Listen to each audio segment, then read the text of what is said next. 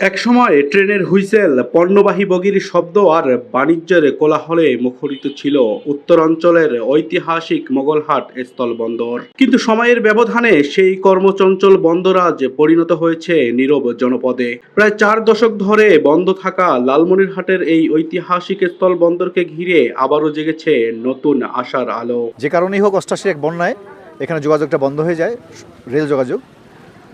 আমাদের এই এলাকার মানুষের দীর্ঘদিনের দাবি, মোগলহাট স্থলবন্দর চালু হলে এই এলাকার মানুষের আর্থসামাজিক উন্নয়ন হবে, শিল্পায়ন হবে, স্থানীয় জমির দাম বৃদ্ধি পাবে, কর্মসংস্থান সৃষ্টি হবে। দীর্ঘদিন ধরে মানুষ দাবি করছে। পাশাপাশি লালমনিরহাট শহর থেকে মোগলহাটের দূরত্ব মাত্র 8 কিলোমিটার, অথচ আমাদেরকে প্রায় 100 কিলোমিটার ঘুরে বুড়িমারি দিয়ে ভারতে যেতে হয়। ভারত থেকে যে পণ্যগুলো আসে প্রায় 100 কিলোমিটার পথ অতিক্রম করে লালমনিরহাট শহরের ভিতর দিয়ে দেশের বিভিন্ন প্রান্তে চলে যায়। এই পোর্টটি যদি চালু হয় তো দূরত্ব কমে যাবে এবং খরচ অনেক কমে যাবে বলে অনেকেই মনে করেন। বৃহস্পতিবার সকালে পরিত্যক্ত মোগলহাট স্থলবন্দর পরিদর্শন করেন বাংলাদেশ স্থলবন্দর কর্তৃপক্ষের চেয়ারম্যান মোহাম্মদ মানজারুল মান্নান। এ সময় তার সঙ্গে ছিলেন লালমনিরহাট জেলা প্রশাসক মোহাম্মদ রাশিদুল হক প্রধান, জেলা পরিষদের প্রশাসক AKM মমিনুল হক সহ প্রশাসনের ঊর্ধ্বতন কর্মকর্তারা।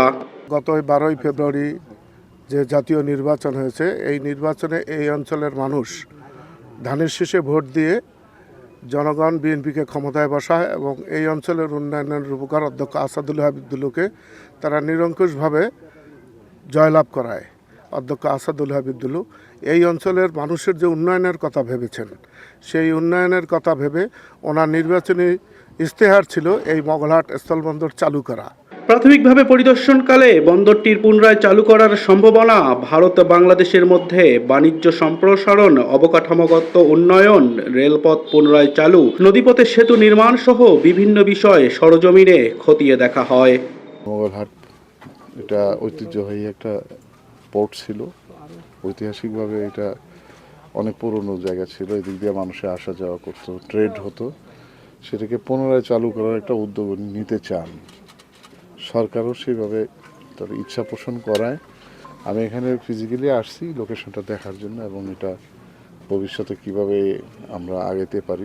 স্থানীয়দের দাবি, বন্দরটি চালুর উদ্যোগ বাস্তবায়ন সম্ভব না হলে পরিকল্পিতভাবে এখানে একটি পর্যটন কেন্দ্র গড়ে তোলা হোক। এতে যেমন সংরক্ষণ হবে ইতিহাস ও ঐতিহ্য, তেমনি সৃষ্টি হবে নতুন কর্মসংস্থানের সুযোগ। দীর্ঘ 4 দশকের নীরবতার পর আবারও আলোচনায় উঠে এসেছে ঐতিহাসিক মোগলহাট স্থলবন্দর। এখন স্থানীয়দের অপেক্ষা সম্ভাবনার এই দুয়ার খুলে দিতে সরকারের কার্যকর উদ্যোগের।